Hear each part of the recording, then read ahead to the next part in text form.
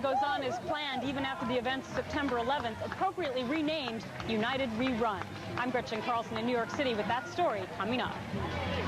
Plus, the candidates for Hartford mayor do some stumping for votes this weekend. And the world's most popular boy wizard makes his debut on the big screen. The NightBEAT starts right now. Now, Eyewitness News NightBEAT. A very busy day in New York City as patriotism was literally off and running in the New York City Marathon. The security was tight. Runners were told not to accept any cups of water from the sidelines this year. Good evening, everyone. I'm Tasha Jamerson. Well, tonight, Defense Secretary Donald Rumsfeld says there are definite signs that the military strikes are having an effect on the Taliban. Rumsfeld says the Taliban are not really functioning as a government. The military officials also report that more U.S. ground forces have moved into Afghanistan to help air forces do a better job of hitting Taliban targets. Meanwhile, in the United States, the New York City Marathon did take place with organizers collecting donations in hopes of raising $1 million. CBS correspondent Gretchen Carlson is in New York City with the latest. New Yorkers had two reasons to cheer tonight. First of all, a record number of spectators turned out for the New York City Marathon earlier today. And the Yankees were playing for their 4th World Series championship in a row. Back at the wall, the Yankees have tied it again. A Game 7 Yankees win would give fans one more reason to love New York. In these tense times, a World Series victory is just what the city needs. As a sign life must go on, the New York City Marathon went on as scheduled too. More than 30,000 runners from across the world participated in the race, appropriately renamed United Rerun. There were reminders of September 11th all around, from unprecedented security to a changed view of Lower Manhattan.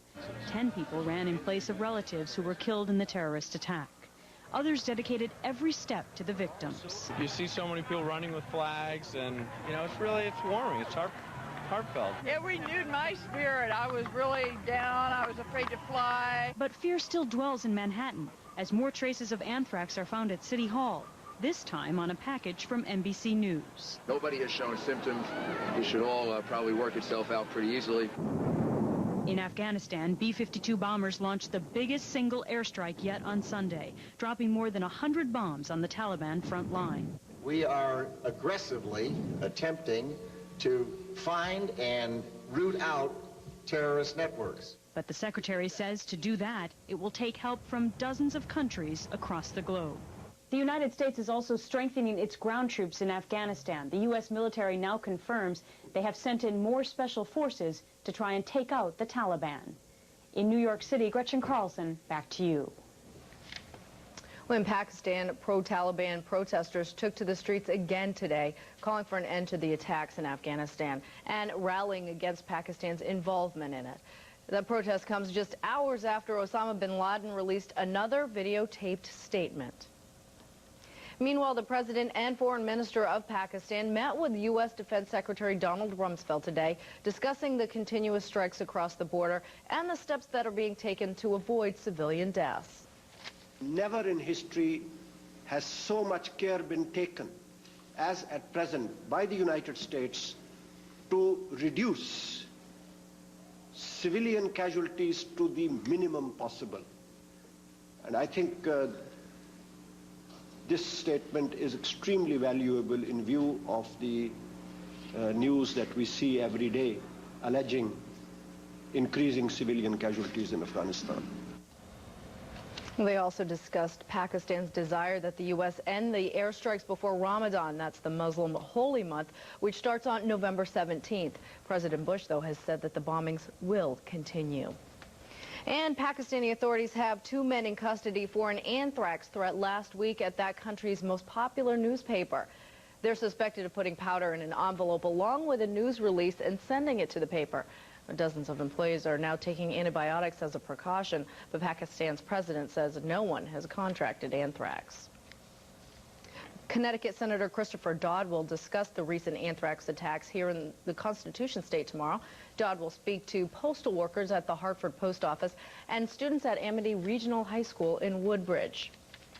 And one of the local school systems affected by the recent anthrax scares will reopen tomorrow. Watertown schools were closed on Friday when officials learned that a Midwestern postal facility that may have provided them with envelopes tested positive for anthrax. Now, it turns out that the schools were not affected, and again, they will be open again tomorrow morning. Well, in Brantford, public school officials there are reviewing their emergency response plans, concerned about terrorism and their close proximity to the Millstone nuclear power plant complex.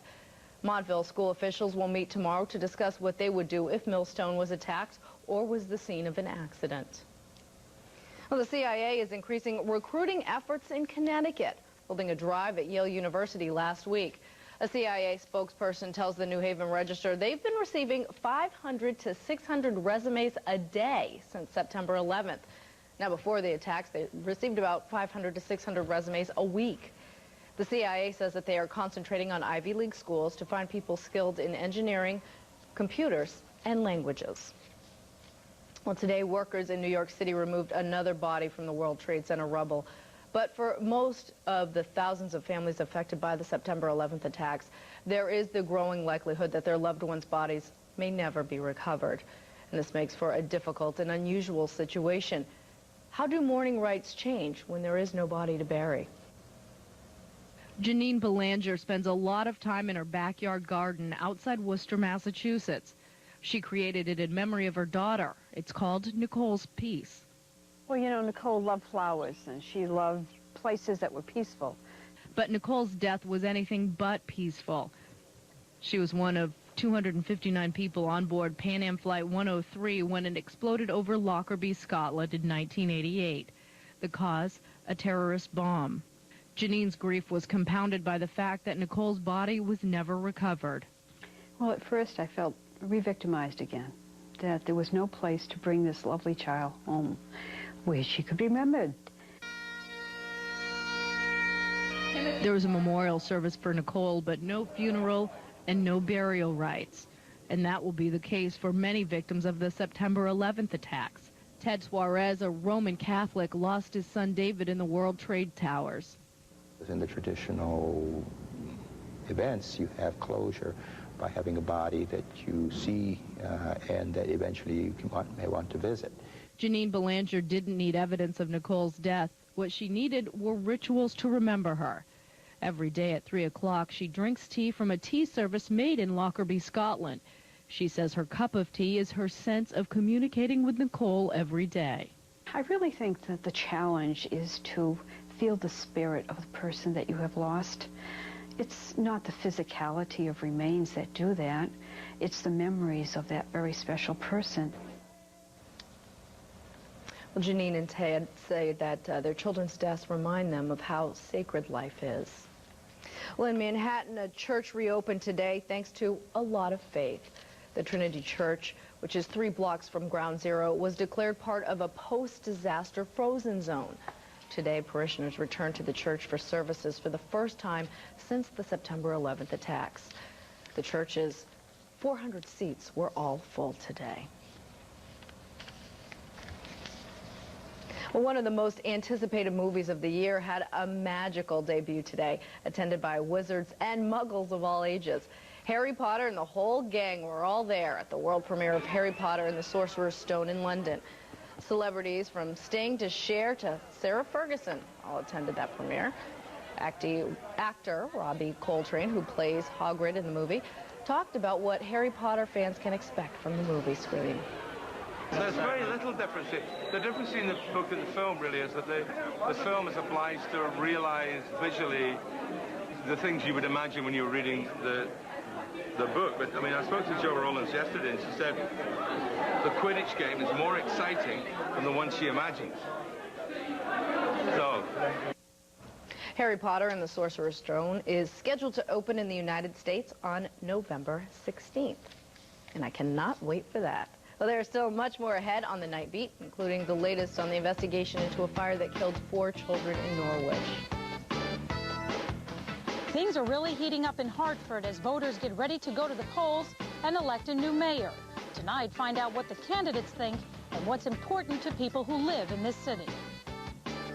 All aboard a very familiar train. I'm Andrew Bergam. I'll take you along with Thomas. As I take a look outside right now, I see the rain coming down. I'll show you the latest on Doppler 3000 coming up in a few minutes.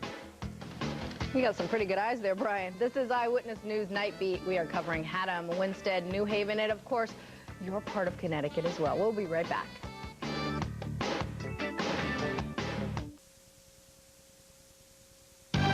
You're watching Channel 3 Eyewitness News with Tasha Jamerson, Brian Van Aken, and Eric Flemings. This is Connecticut's news station. Norwich police say the deaths of 4 children killed in last night's house fire was accidental. That fire started just before 6:30 on Saturday night. The children, ages 5 to 13, all died of smoke inhalation. Authorities say the mother of 3 of the children was shopping when that fire started, and her 14-year-old son was visiting neighbors next door. They were very popular kids. They were really good kids. They have friends everywhere. So now we're going to have to prepare for this on Monday and deal with this with the rest of the students.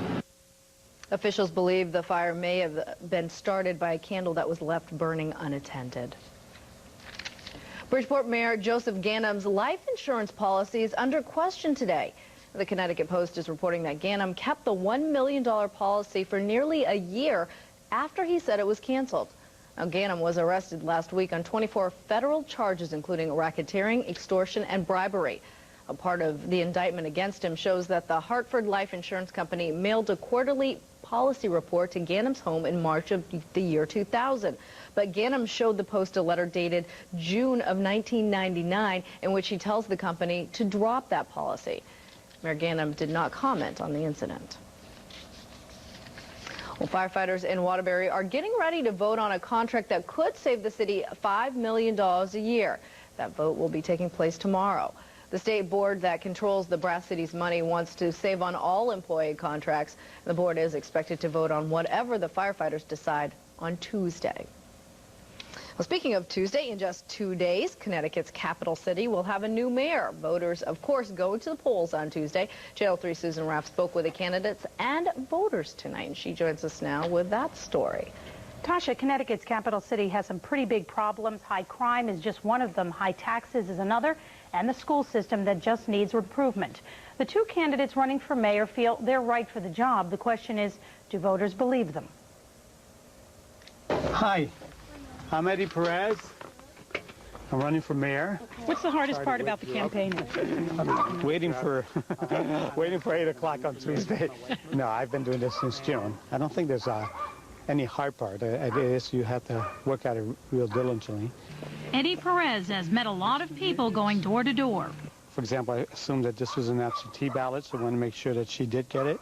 It's Perez's first time running for political office, yet he's pretty well known in the city because he's worked with several neighborhood groups. As for voters, they may not want politics as usual. Many want change. After a young girl was shot in the face during the summer, the concerns about violence in the city erupted. Right now, as 3, we need to fight crime because a lot of crime right now.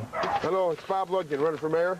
Bob Ludgate also wants to be Hartford's mayor. He's been a city councilor and a deputy mayor. You're pretty grassroots. You're all by yourself with your shopping bag, and this is how it goes, isn't it? Been doing this for 3 months. Plus, I've got lots of people doing that for me. As a petitioning candidate, he says he's had to work a little harder. Take one of these home to your parents. This squirrel may not be too interested in who wins this election. Voters hope whoever does, there will be less talk. You already endorsed Mr. Perez. And more action. We need a clean city.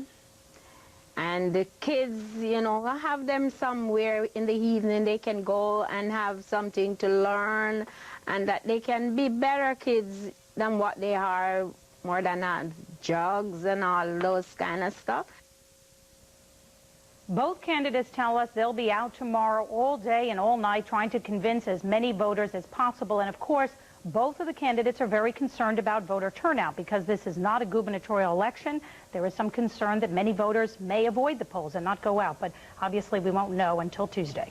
And forget all the little last-minute things that they have to do as the time goes down. Yeah, they spend about 2 or 3 hours, they say, a day, and they say most people are very polite and friendly, but they do get a few doors slammed in their faces. Really? Okay. Yeah.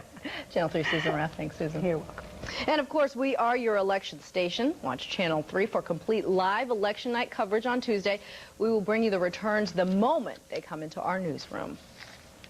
Well, there was a lot of hootin' and tootin' in Essex this weekend. The town flooded with fans of the show Thomas the Tank Engine. Susan didn't get there, though.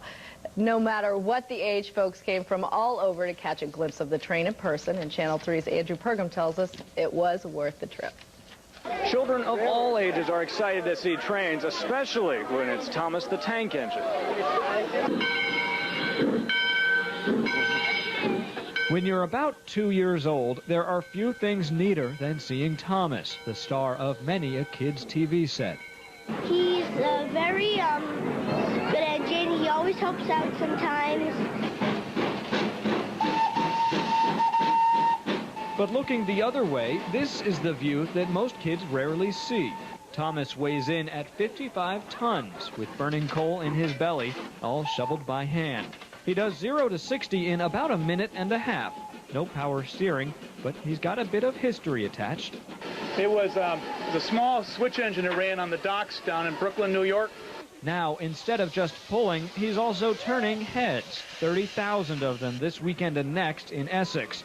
Among those faces are a lot from out of town, even some not too old to show their pride in Thomas. This is Percy. This is Percy, yeah. Forgive me, I'm sorry. My son's favorite.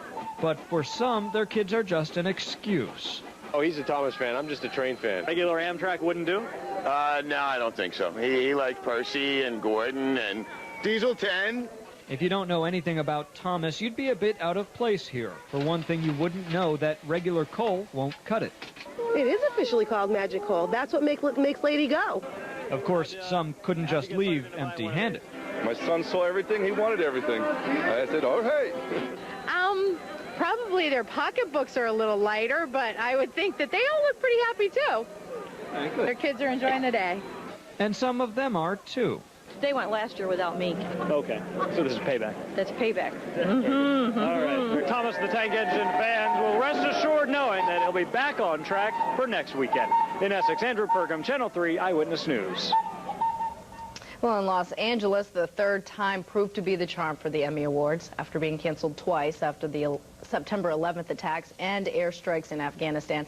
The show did go on tonight right here on Channel 3, but this year's ceremony had a much different look. Manuel Gallegos takes us to the red carpet.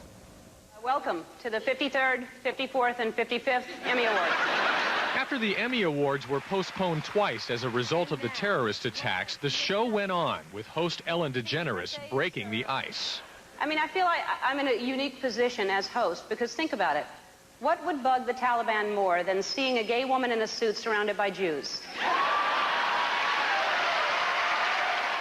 To the TV audience, the ceremony looked the same, but in reality, it was in a much smaller theater with much more security. And there was a serious thread throughout, like the tribute to David Angel, one of the creators of the show Frasier. He and his wife were killed in the World Trade Center attack. He was an incredibly talented, incredibly kind person. And remarks from Emmy organizers. Let history remember that the 53rd Annual Emmy Awards stood up to fear, we stood up to hate, and we celebrated the American spirit. And the Emmy goes to... There were, of course, winners like Allison Janney and Bradley Whitford for supporting roles in The West Wing, Doris Roberts and Peter McNichol for Best Supporting Comedy roles, for Best Comedy Actor Eric McCormick and Comedy Actress Patricia Heaton. Men and women that are in the armed forces right now and their families who have let them go. Thanks for going out there and making this country a place where we can sit here and do this.